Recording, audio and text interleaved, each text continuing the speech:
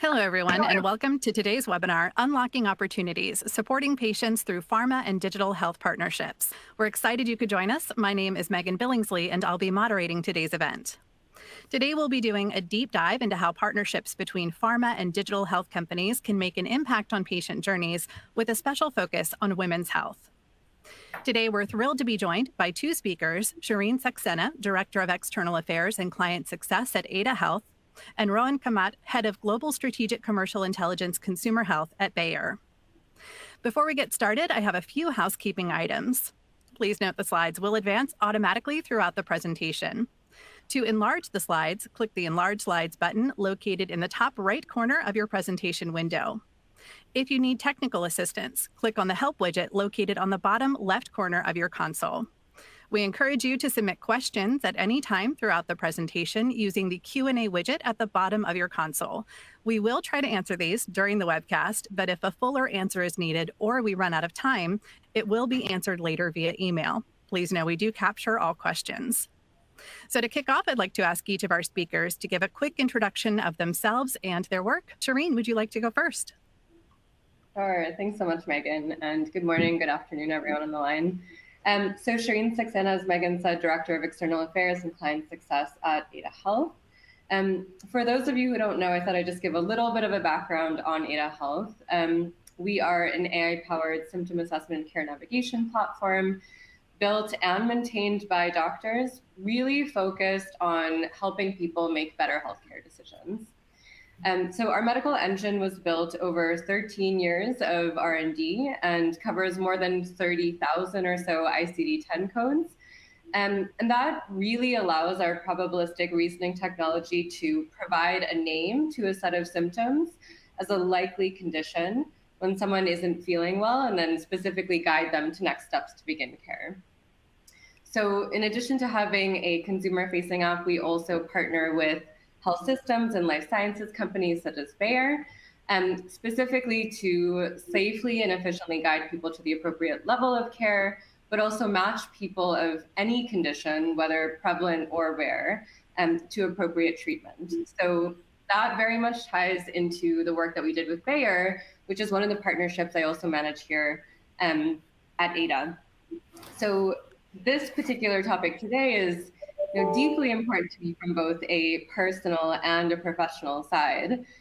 From a more personal perspective, I myself have gone through my own women's health journey over the last few years and firsthand know the power of putting a name to a set of mysterious symptoms and then being able to use that information as a guide to begin care.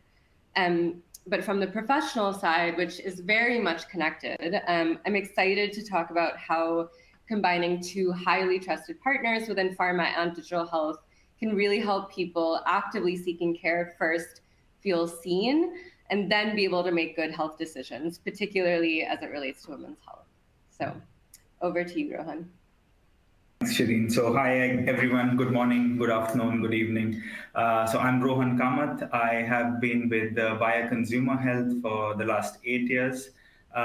So just a little bit more about consumer health. So Bayer Consumer Health is the OTC, over-the-counter drugs business of Bayer. And we kind of play across the spectrum of categories from digestive health, skincare, supplements, allergy, cough and cold, as well as heart health. As for my role, I currently have a day job, which is heading competitive intelligence for consumer health globally. But at the same time, I also have a double hat, which is essentially leading this commercial partnership with Ada since about 2021 or so. What I'm excited about today is just giving you a perspective on our journey in terms of the partnership that we've had with Ada Health, and really about finding the right technology partner in this kind of quite a noisy market of digital health platforms and solutions that are out there, as well as sharing some learnings, as well as some good tips in the process of really being consumer first and helping consumers and care seekers really find the best treatment options and give them the best solutions with the help of digital health. So yeah, that's about me. Thanks. Great. Thank you both. So now let's start boldly here. Digital health has become a part of our everyday lives. Will consumers be going to doctors at all 10 years from now, or will they be managing everything themselves? Shireen, we'll start with you. Thanks. Yeah, I like the provocative start. So I actually came across a book the other day while I was in the ADA office, and obviously this is a hot topic and kind of question of the hour, right? And this book, it's called The Digital Doctor, and it said, we need technology to transform the work, the people who do it, and their relationships with each other and with patients. I think, we at ADA, we firmly believe that nothing can replace doctors or nurses, right? And ADA was built by doctors. We have over 50 doctors in-house. Our co-founder and chief medical officer is a pediatrician. And these are the people that are very much at the core of our medical engine. And that means that doctors are at the heart of ADA. Over the years, we have started to see, though, less and less of a separation between digital health and healthcare, right? So now it's kind of all just healthcare. So I think what that means, and the questions really become, how do we provide people that are seeking care with safe and accurate information so that they can make appropriate decisions, right? Whether it is to stay at home and self-care, or talk to a telehealth provider about their symptoms, or show up in the emergency department while they're symptomatic, right? So I think that safe and accurate information is really crucial. I think another question is sort of, how can we apply AI and other technologies in the right context and for the right use cases? So, for example, how to help people who are seeking care connect to a clinician to find the appropriate treatment, but also maximize that point of care interaction, right? And that means enabling a more meaningful, a more effective dialogue by providing the person who's seeking care with also the most relevant information. And so to me, this is really about how can we create that optimal healthcare experience that is driven by the person who is actually seeking care, but is supported by safe, accurate, and trusted technology, combined with human capabilities, as well as effective treatments. And I think what this really boils down to is that relevant and actionable bit to enable better healthcare decision making. But Rohan, what's your take? Business angle to it. So at least what we've seen in consumer health is since COVID, we've seen an increase in self-care overall, and also consumers being more aware by seeking to understand their healthcare challenges and problems better. As well as on the other side of the spectrum, what we see is healthcare companies and digital health companies like ADA and Bayer are also enabling and accelerating self-care through their brands and through their products.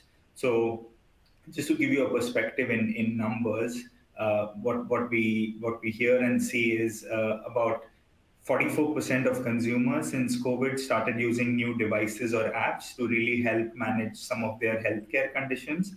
And interestingly, 90% of them have actually had a positive experience. So a lot of it is here to stay. We also see that about 60% of consumers are wanting to use tech more to communicate with healthcare professionals. So that's also kind of an indicator of the rise of telehealth and similar platforms.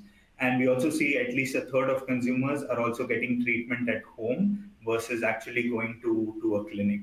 So I think there's this dynamic of digital kind of becoming a hygiene and here to stay. And as I said, on the other side of the spectrum, we also see brands and healthcare businesses are trying to meet this increased demand of information and education through their brands, through their platforms, etc., and bring more credible information and products and solutions.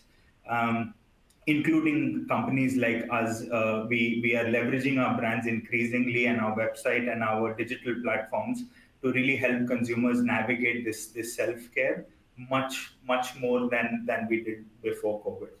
And coming to the role of HCPs, I think that's essentially here to stay. And when I say HCPs, it's doctors and pharmacists, and I believe they'll always remain important to as a complementary piece in this journey. But I think it's mainly figuring out how to make the technology work with the additional pieces of HCPs. One important kind of aspect of this is telehealth, which is kind of bridging the offline and the online, and we see this is becoming a common practice in how consumers are accessing healthcare these days. So I think to sum up, I do see digital health playing an increasingly important role moving forward and evolving even more. But the role of HCPs also being equally critical, but possibly a lot more hybrid than completely in person or offline. Excellent. Thank you. Why is what you're talking about particularly relevant when it comes to women's health specifically? Shireen? Yeah, so I think three things.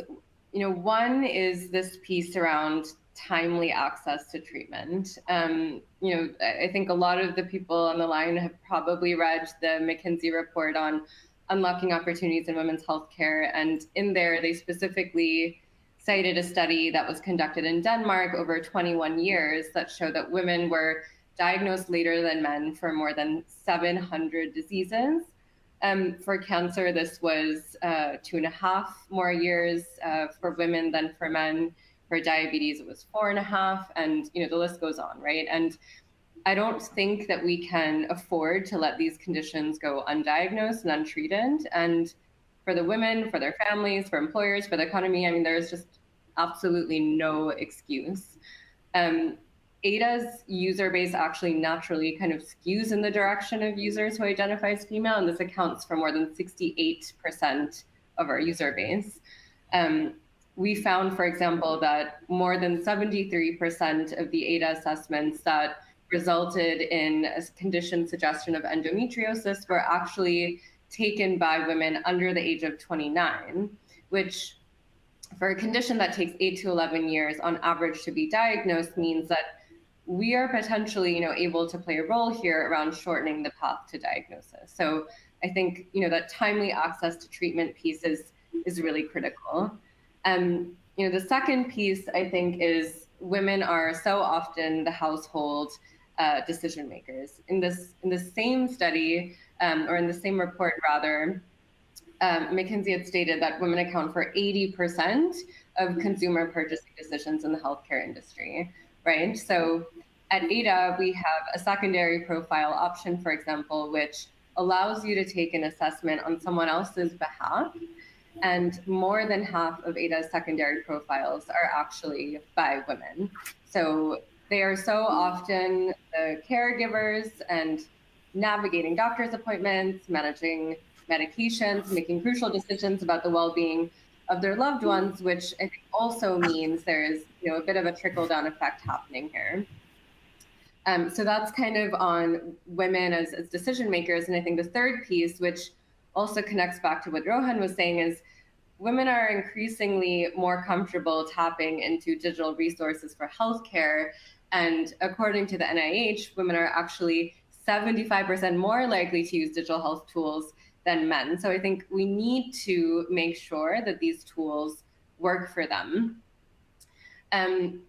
One thing that I also want to add that I think is incredibly important is how we also define women's health, right? I think, at ADA, we have nearly 100 conditions under sort of the bucket of gynecology. But we do look at and think about women's health much more holistically, right? And that includes conditions where, women and men's symptoms present differently, like heart attacks and other cardiac conditions. It includes conditions where women are disproportionately represented, and that's for conditions like MS and other autoimmune diseases. We also look at conditions that are prevalent but often go misdiagnosed or overlooked, like endometriosis, and then stigmatized conditions and so much more, right? And then we've also got this other piece around the extension of women's health in a way, with women being the caregivers, like we were just talking about, to also potentially include, that pediatric conditions piece. So I think what this really goes to say is that we need solutions that, for women's health specifically, that shorten the path to diagnosis by putting the name to a set of symptoms so that people can actually begin their care journey, and then help a care seeker navigate care options based on their specific symptoms, whether it's telehealth, as Rohan was saying, or finding a nearby pharmacy, booking an appointment with a clinician, and then support the start of treatment as needed by enabling a more effective point of care interaction. Rohan, what are your thoughts here? I really liked your point on kind of the importance of women as care seekers as well as caretakers or caregivers. So I think for us, if I look at women's health, we do have a portfolio that caters to women at all stages of their life. So we bring kind of a very cross-category holistic portfolio, right from kids, intimate health for women, which is kind of all life stages. We do have products in maternal health, moving towards menopause and kind of aging well through supplements and other solutions. So I think it's interesting given while women are kind of at the center of making a lot of these decisions and also taking care of themselves, what we see is there are also a lot of barriers that come in the way of helping them gain the necessary knowledge about the conditions that they are facing, or their families or people they're caring for are facing. So I'd like to give one example of Canesten, which is one of our biggest brands in the UK as well as one of our global brands. It plays in the space of intimate health and vaginal health. So in that case, what we see is, firstly, there's immense pressure on the healthcare system in the UK, which is actually limiting women from accessing care and getting a doctor's appointment. Additionally, in the space of women's health, intimate health, there's a lot of stigma and apprehension in actually discussing these problems with a healthcare professional as well as others. So I think in such an environment, the value of especially digital health platforms that can kind of come in and address these barriers is quite immense. So especially in women's health and intimate health, there's a lot of information out there. And the question is how to find what information and treatment is most relevant in the time that you're looking for it. And this means information solutions that are actionable as well as credible. So I think that's where I think women's health meets. So firstly, women as an important stakeholder for when I look at it as a business, but as well as I think there's a big problem to solve through digital health and other mechanisms to really bridge that gap between care that's not being accessible today. Yeah, I think that's actually kind of a really good segue into talking about how our partnership started in the first place, Rohan, and the problem that you at Bayer were trying to solve.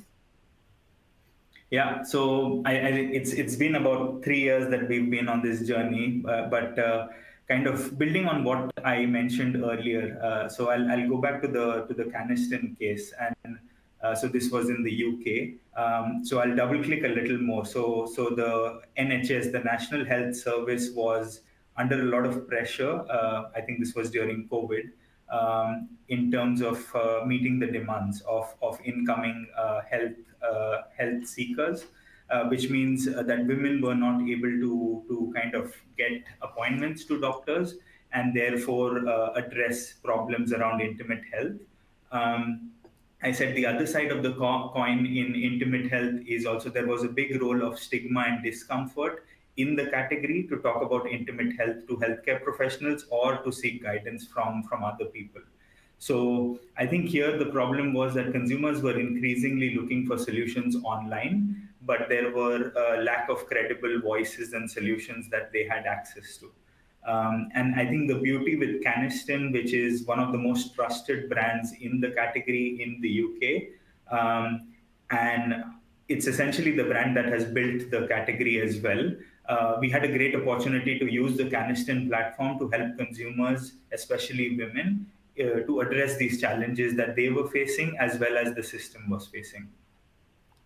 Yeah, I think what's also interesting is that, some of the specific conditions and symptoms that Canesten is used for specifically includes, bacterial vaginosis and vaginal thrush, right? Like intimate health conditions that are often highly stigmatized, or at least, still today, difficult to talk about in a public setting realistically. So, imagine, I think it's always helpful to think about it from like the perspective of, a person actually seeking care. And I remember when we first started this partnership, Rohan, and we were imagining this, woman experiencing symptoms like vaginal itchiness or vaginal dryness, and standing at the pharmacy with a line of people behind her who can hear everything that they say while she's describing her symptoms, right? And I think that really hits home. I mean, how many of us have kind of started to experience symptoms in the middle of the night, or while juggling various things at work, or kids, or whatever it is, right? And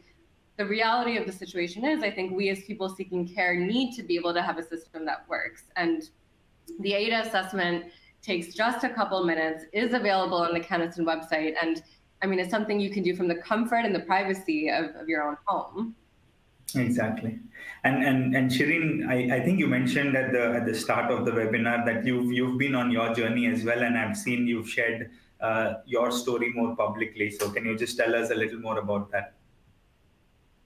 Yeah, sure. I think, as I was saying, this is why this topic is also so close to my heart. I mean, so for 15 to 20 years, I was experiencing symptoms that were often difficult to talk about, right? So heavy menstrual bleeding and sharp pain shooting down my legs, extreme fatigue, and the list goes on and on. And I went from kind of gastroenterologist to gynecologist to nutritionist to acupuncturist, and I was told everything from, you should change your diet, to burnt toast and black coffee only, very strange recommendation, to, your body is just to being in pain, take some prescription painkillers, and then, you'll be fine. And I actually remember playing around with Ada at the time that we had started our partnership. And this was actually in order to demo something for you at Bayer. And that day I was having like a really high pain day, actually. And so I ended up just deciding to put my own symptoms in. And it's very similar to this kind of point of care dialogue with a clinician, where Ada will ask you questions to differentiate your symptoms from others, and also rule certain things out, as well as check for red flags, right? And then, as I was saying earlier, based on that probabilistic reasoning, be able to suggest the most likely cause of symptoms and the most appropriate level of care, and like how quickly you can see a clinician, for example. So, in just 3 minutes, Ada suggested that the possible cause of my symptoms was endometriosis, and would require me to go to, confirm the diagnosis by going to a doctor and then actually getting a laparoscopy and a surgery done. And I see a question, in the chat about, doctors don't always have the time to look at a medical record, right?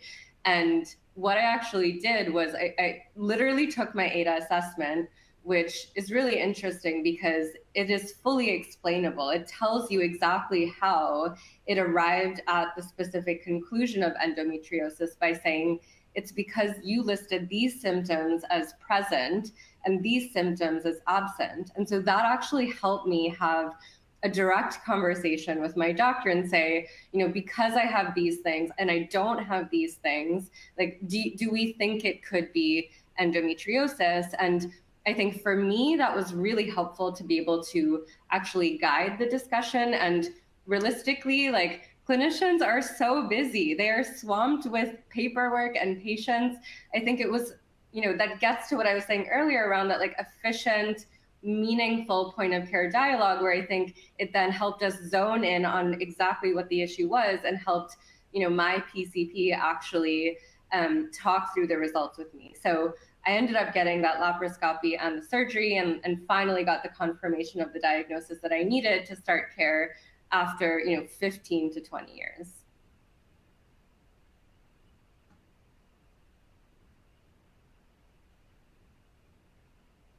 How there is such a critical need for consumers to really understand their health conditions, as well as increasingly, I think, and if we are lucky, proactively manage their health. So, and I think technology is really playing a very important role across the journey of seeking information, educating consumers themselves, validating some of the problems that they're facing or the symptoms that they're facing, using solutions, and then also importantly kind of following up on some of those solutions. So I think this is a great example of, as you mentioned, platforms such as ADA being a great mechanism for consumers to really credibly assess and understand their symptoms and get clarity on what conditions they might be suffering from. And I think what we've learned in the process is also, I think what ADA helped us do really well is also it personalized the experience for each consumer, say on Canesten. So each consumer, so ADA, the platform really understood where each consumer's symptoms were coming from and really personalized that journey. But at the same time, it gave us a scale to kind of do this 24/7 for any consumer that was seeking care. So I think the implication of this, I think on one side is we're really helping consumers, but also on the other side, reducing the strain that we were seeing the healthcare system being in. And overall, it's kind of a really well packaged and an extended, credible solution to consumers. Yeah, definitely. So you talked a little bit about kind of the role of technology kind of across this journey. I guess, Rohan, I think it would be helpful to hear a little bit from your side, from the Bayer side. Like, what would you say was kind of the driver to start looking for digital health partners? Sure. So I think for consumer health, the rationale was kind of a unique combination. So on one side, we were also looking at ADA as a possible investment as part of our venture arm. But I think the general principles of what we were looking hold true for a lot of other businesses as well. And I think it's mainly around new capabilities. So I think businesses are looking to try new capabilities as more increasingly as we look at direct to consumer care, especially around tech and platforms, where I think traditionally bigger companies or traditional companies might not have those capabilities. And in some cases, there is a need for larger companies to build that pretty quickly. And I think for us and for a lot of other companies, COVID was a trigger or even an accelerator to kind of build those capabilities. And I think partnering lends itself really well to bring these capabilities to our consumers and customers with speed versus kind of waiting for a long period to build these in-house. And I think for us, it was also a nice complementary model. So we were looking at how we can use or leverage the reach and credibility of our global brands, as well as complement it with something modern and trusted through platforms such as ADA that could help bring technology and AI to really help consumers assess their condition and get clarity on what they might be suffering. So I think the short answer would be building capabilities and bringing them in with speed, as well as complementary capabilities that kind of result in a win-win-win for us, for ADA, as well as for the end care seeker as well. Yeah, I mean, I guess there are a lot of options out there, right? So when you were looking for partners to build out this experience with you and sort of help match users to the right treatment, I guess what specifically were you looking for, Rohan? So as I think you mentioned, and at upfront we also mentioned, I think it's quite a noisy space. It can feel very overwhelming because there are a lot of bright, shiny objects out there. So I think it was important for us to kind of cut through the noise. So I'll focus on 3 points that kind of stood out or were the key highlights. I think point number one was we were looking for credible and trustworthy tools. And that was specific to healthcare and backed by science. So I think one of the key pieces that are that's an extension of our own ambition is also trusted science. So that's all what we are about. And then it's also important that we are bringing in a partner or a platform that will act as an extension to some of our global brands. For example, you might know aspirin, which has been around now for about 125 years this year. So I think it's important that that trust and credibility is there, and I think ADA kind of checked that mark for us. I think the second piece I would say is confidence to kind of scale globally, because we are a consumer-focused business and we do serve consumers globally. And it's important that we have their kind of their mindset and their best outcomes to find the right solutions in mind as we kind of go about doing our business. So we also were looking for a partner that could kind of lend itself to a global scale, which ADA did. The other piece that helped was ADA's focus was also on healthcare backed by strong coverage, accuracy, and safety. So even for our LMR teams, it was quite nice and comfortable.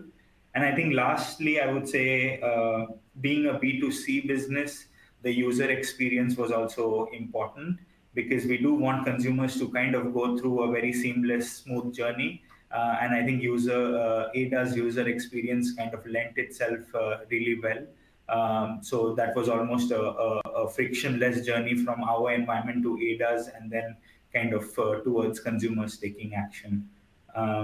But Shireen, if I were to kind of turn that question back to you, what at ADA are you looking for when you're looking at enterprise partners?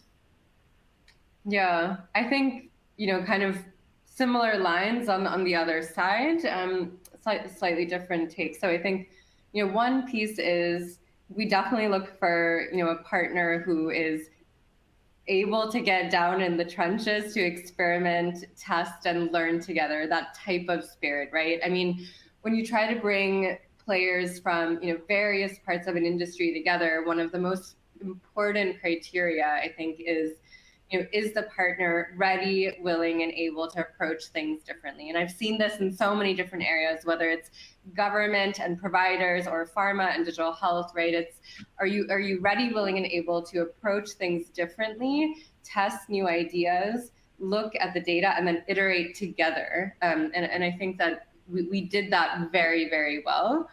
I think second is, in a similar vein, being ready to take a risk and trust in the partnership by going all in. We partnered, as you said, on some of the biggest Bayer brands in your portfolio. I mean, you could have chosen smaller brands, but you chose to make, chose those main local brands in the UK with Canesten, in the US with aspirin, in Germany with Iberogaz. So I think, to us, this was a very clear indication that you were looking to move the needle. Third, I would say is, what is also very important is having a longer term view or a bigger vision for people who are seeking care. I think, we've talked about how we can use the information we have on women's health.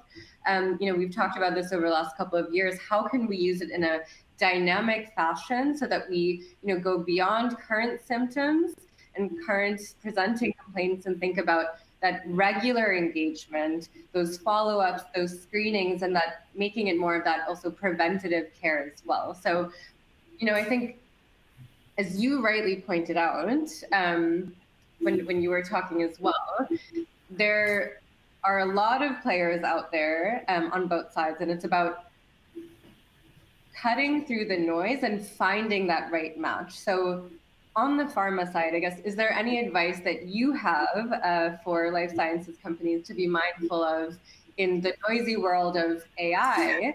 And what do you see as some of the indicators in terms of good, reliable, trustworthy AI? Yeah. So as you mentioned, right, there's a lot of buzz around AI around us. But I'd like to bring us back to kind of the common ground on the point on credible, trustworthy science and solutions. So I think that for us was key, and it was all about finding the right balance between technology and trust. And so a few points to highlight. I think what was reassuring to start with was ADA was built by doctors, as Shireen you mentioned earlier, and that's an audience that has credibility and knows the space with a clear focus on healthcare. And they had experience helping care seekers, consumers, and patients with healthcare problems. So I think that was a very specific and very credible foundation and a starting point. The second one I would say is coverage of healthcare needs. So I think when we saw the breadth of conditions that ADA was covering, I think that was really helpful, and that's the only way you can really differentiate between conditions accurately. Is when you have that wide breadth of conditions covered. And I think lastly, and Shireen, you can kind of go a little deeper into this, was also kind of the data privacy, the regulatory piece, which was also key. But I'll let you kind of double click on that. Yeah, absolutely. I mean, I think, for most people, there is no information more personal and more sensitive than healthcare data. So I think that trust is such a critical part of the experience. And this is where I think we are also very true to our European and sometimes, German roots, in the sense that we operate with the highest data privacy and security standards under GDPR, but also HIPAA, right? And we are an MDR certified medical device. So, I think I see a question in the chat also about just kind of FDA regulation and how that's going to evolve. And I mean, it's the landscape is moving very quickly, right? And I think at this point, it's sort of difficult to say the direction that that the FDA will go in. But I think, of course, it will have to evolve. And I think, if we can, potentially there is a world in which the FDA also looks at MDR certifications and so on and so forth. I think, that is a potential important piece. And I also see, a question around the rise of misinformation in AI tools and machine learning and ChatGPT. I think this is where it's just so important to think about some of the things that you've been mentioning, Rohan, around that trust and that credibility and that healthcare specific expertise rooted in science, but also that medical device piece, I think, is really where the credibility, medical credibility comes from and is rooted in. Yeah. So, now that we've touched a little bit on the problem that we're trying to solve when we first began the journey and how the partnership began, I think it would be great to hear a little bit more from your side about some of the impact that we've made. Sure. And I'm also kind of mindful of time, so I'll kind of give you some key numbers here. So overall, it's been a great journey and of kind of test and learn. But I think we've landed some great outcomes when we look at the whole business right now. So in Canesten in the UK alone, we've helped over 400,000 consumers with their intimate health challenges. We also now know that Canesten has become the number one kind of website or online source of credible information after the NHS on intimate health. Which also shows that consumers are really looking to really understand their problems and seeking help. So it's great that we are right after the NHS on that piece. We also saw, kind of switching gears a little, we also saw the symptom assessment was the biggest driver of traffic to the Canesten website. And we also saw metrics, engagement metrics, as consumers were going through that journey. So the engagement across the journey was much higher among consumers going through that journey versus what we had seen traditionally. So more time spent on the site, more time spent consuming educational content, a much higher conversion of people looking to take action. So, for example, there were about 65% or two-thirds of consumers who were really seeking action either by looking for products, helping or trying to understand what problems they were facing, so educating themselves, or even looking for their nearest pharmacy. Yeah. I mean, maybe also just going back to that example we were talking about earlier of, standing in line at the pharmacy, right? We saw that the most common presenting complaint actually was change in vaginal discharge. So, probably something that is easier to ask Ada about, than your pharmacist. But we also saw that the majority of women who used Ada on the Canesten website were between the ages of 20 and 40, which I think is really, really interesting because it's just before that age that I think is now being referred to as like this sandwich generation, which is, people that are between the ages of 40 and 59 on average, and who are supporting and caring for a parent who is over the age of 65 or older, but also raising a child who's under age 18 or supporting a growing child, right? So I think the point is this kind of begs the question of how can we continue to support these people as they transition into becoming caregivers. So caring for themselves and caring for the needs of others and having these needs evolve over time. And I think this also includes the sort of multi-generational households, which we see right here in the US and also in low middle income countries, probably even more, right? So I think this very much applies to women everywhere. And speaking about low middle income countries, I think it would be great, Rohan, if you can actually share a little bit more about what you at Bay are doing around access and how you're looking at health equity as well. Sure, sure. So yeah, as part of our broader vision around health for all, so Bioconsumer Health is also focused on access as one of the levers for health for all, especially underserved community and population. So we're doing this. So outside of ADA, we've also had other partnerships that have enabled these outcomes. So just to give you an example around women's health, because we're talking about women's health, we've reached over 4 million women and their babies with prenatal supplementation and education, which essentially advocates for micronutrient supplementation and making sure that babies have a healthy start to life.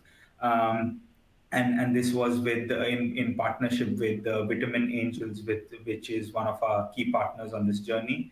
On the other side, we've also built capacity with 150K or so last mile community health workers to bring self-care and nutritional education and solutions to underserved communities in Africa, as well as parts of Southeast Asia, with another partner, which is Reach 52.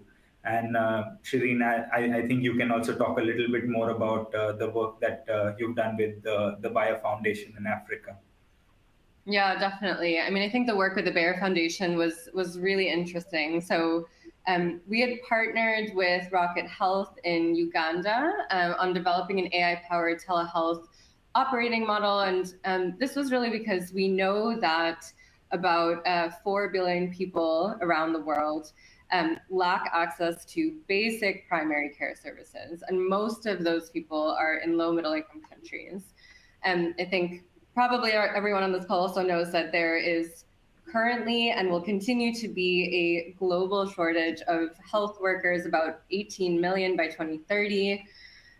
So, I think with 90% or so of the population in low middle income countries being uninsured, and a very large portion of people, even in the US, being uninsured or underinsured, I think bringing healthcare solutions to all people across a variety of needs is so important.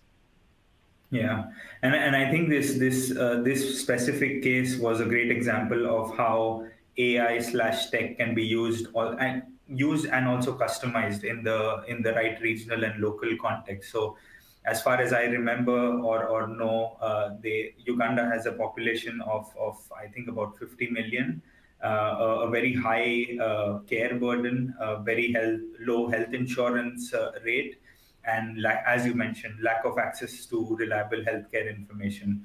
So I think there's significant kind of challenges in making informed healthcare decisions, as well as kind of bringing access to care.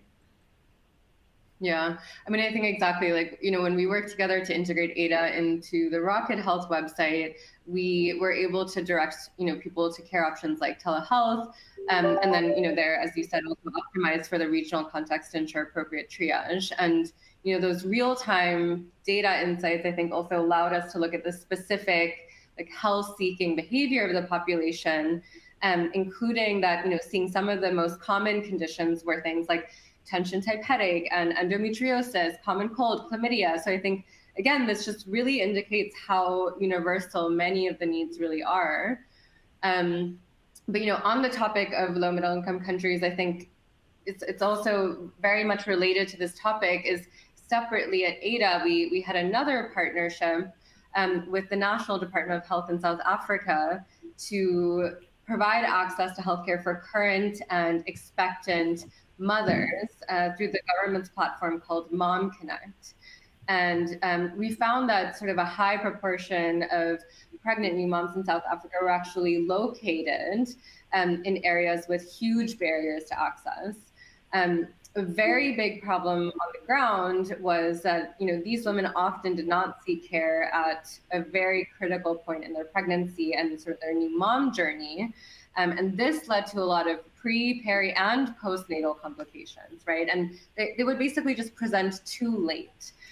So we've got a situation here where we've got high costs and poor clinical outcomes. So again, we optimized for the local context. We integrated Ada into the government's Mom Connect platform on WhatsApp. And then we're able to give women a way to discern what exactly they needed to seek care. And so through that work, we saw a 90% reduction in women not knowing what to do, 140% increase in women seeking care. And I think this really demonstrates the opportunity for the right interventions, counseling, prevention, treatment, all of which otherwise would have been missed, right? So, I mean, clearly we've done a lot of work together over the years, Rohan. I think maybe just kind of as we start to wrap up, what would you say were some of the biggest takeaways as part of this partnership together? Sure. So just to share some of the key highlights. So I think I'll start with the complementarity of our businesses. So as I mentioned earlier, I think it was a good partnership, because I think what Bayer Consumer Health brought in was credible and trusted brands, and we did that on the biggest brands of Bayer, such as Canesten in the UK, as well as Aspirin in the US. And then that complemented with Ada's capabilities around symptom assessment and AI, with a focus on unlocking significant value and enabling self-care for consumers and women, not only in the UK, but in other markets as well. I think the second one I would say is what I also remember is I think it was a great journey at the start to really test and learn and really pivot when things were not going as planned. Including we took decisions to exit some categories because they were not lending themselves really well to kind of the symptom assessment piece. So I think that was also a very different way of working for us, to really test, learn, pivot, and kind of repeat that. Also, I think a different flavor of that, given this was the first time us and even Ada were doing something like this, and even in the category and in the UK, it was first of its kind.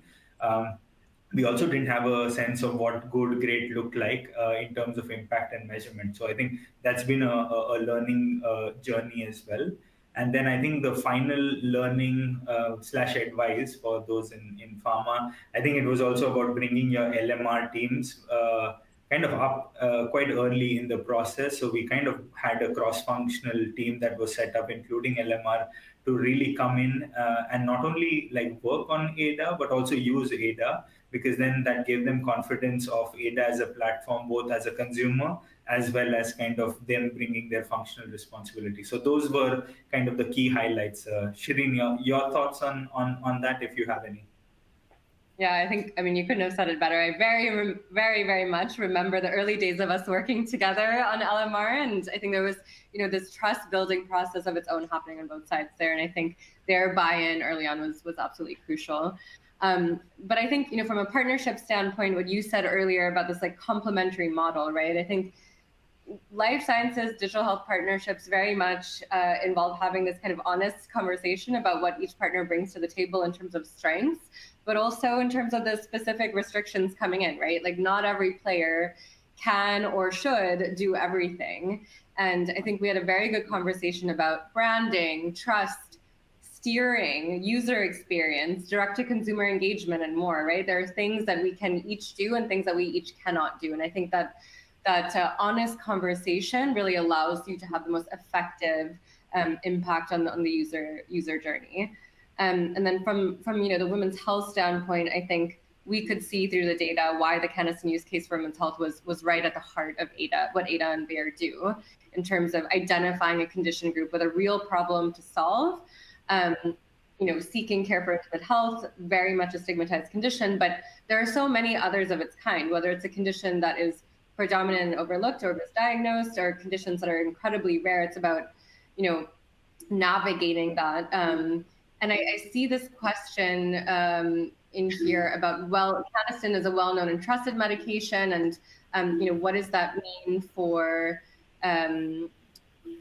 what does the user journey look like for newer medications? And I think this is, a really interesting question, because this is almost like the beauty of the partnership between ADA and Pharma, where ADA is that scientifically backed medical device with accurate, safe guidance around what the cause of symptoms might be, suggesting what the possible conditions are, and then the ability to identify that patient and match them to the right treatment, I think is absolutely critical, right? And being able to serve as that kind of link between the clinician and the patient, and then getting the right treatment, I think is really important.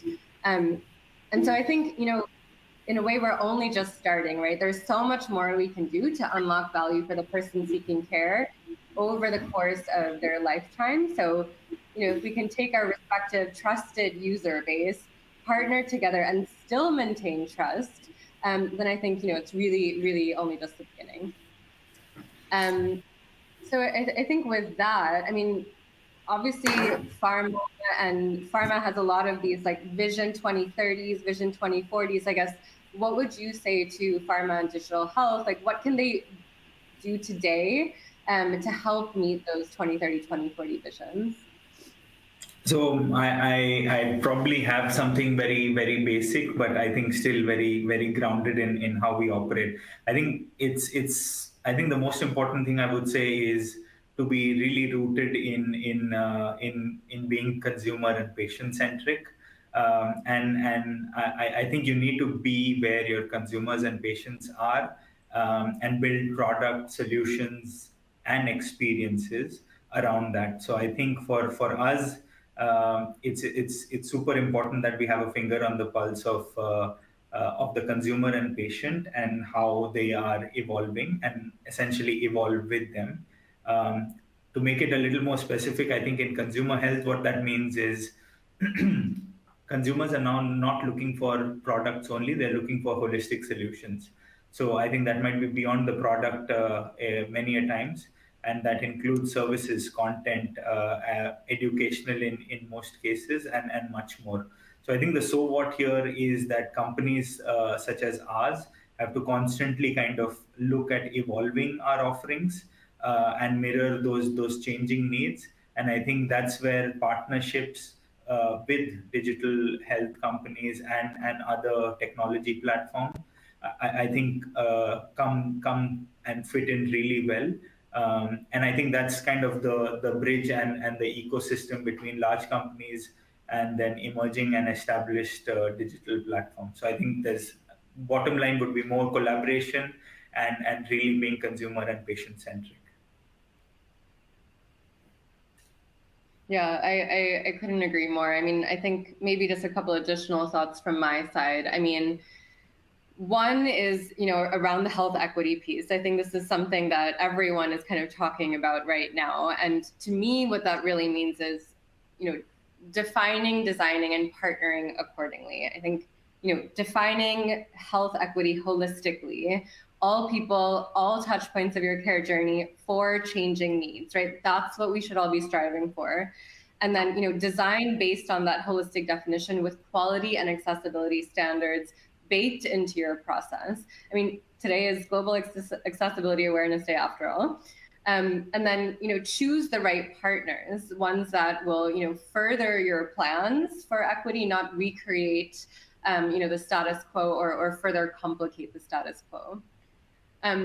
Another thought is just kind of, I think sometimes, on that overcomplication point, I think we just really need to design a healthcare experience for real people. I mean, I think that means, thinking not only about medical and clinical needs, but also about real preferences. I mean, we all know that our personal preferences heavily influence the choices that we make, right? So why should healthcare be any different? If we take the example of women's health, right? Not every woman going through menopause wants to consider hormones, some do. And not every woman on birth control wants to or can use a vaginal ring. Some would prefer to take an oral pill every day, right? And I think these things, these preferences matter almost just as much as like the medical side, right? And then finally, I think, it's really about continuing to think about how to connect the patient voice and put the patient at the center. I think it's one of those like overly talked about topics that just needs to continue to be very concrete, because I think this is a mindset shift and a ways of working shift. So many companies still think about the treatment or the brand or the health system at the center of the ecosystem. But if you actually do this well, then, and put the patient at the center, then your patient engagement tactics will allow you to identify people when they're actively seeking care and then regularly engage them over the course of their lifetime through their evolving needs, and from puberty through menopause and beyond. Excellent. Well, thank you both so much. In the time that we do have remaining, I would love to shift to some questions from the audience. So just to jump right in, our first one says, in what ways might digital health have an even more pronounced impact on patient lives in the future? Sure. Maybe I can just Rohan, jump in quickly and then please share your thoughts as well. But I think one thought is, everyone's talking about data, and of course for a very good reason, right? I mean, data is continuing to become more openly available. There's more that can be done with it. Users can manage their own experience and data, and I think that's really the crucial point. That will continue to evolve as well. I think the second is really on this like predictive analytics piece. I mean, being able to predict conditions ahead of time, linking to testing, things like that are becoming much more commonplace, right? So you can take action sooner. But all of this, I think, really requires collaboration, very much like we're talking about. And I think, government, providers, payers, pharma, tech vendors, these relationships are becoming much more fluid. There's more of a coalition between each of these groups, right? And so I think regulations are also able to better control and manage those interactions while continuing to hopefully ensure user safety and privacy. But Rohan, any thoughts from your side? Yeah, so I'll just add one point in terms of the connection point that you make. So I think my short answer would have been, I think digital health is kind of becoming the glue or the foundation for what we now call ecosystem thinking for healthcare, which means I think digital health will be at the center of transforming everything that's around. And I think all players, the ones that you mentioned, Shireen, so the government, healthcare players, digital platforms, I think no one will be no one can manage to look at everything in a siloed manner, but look at everything as a connected ecosystem. So I think their digital health will be kind of at the center and foundational to this ecosystem thinking, and even ecosystem when we look at business models and more. Excellent. Thank you so much. We are actually out of time for today, but I do want to say what a treat this has been. If you asked a question that we did not get to, please know that your question has been captured and someone will respond to you by email. I'd like to thank our speakers, Shireen and Rohan, for a great discussion today. We appreciate you sharing your insights and expertise with us. And I'd also like to thank our audience for joining us today. We hope to see you again soon. Have a great day.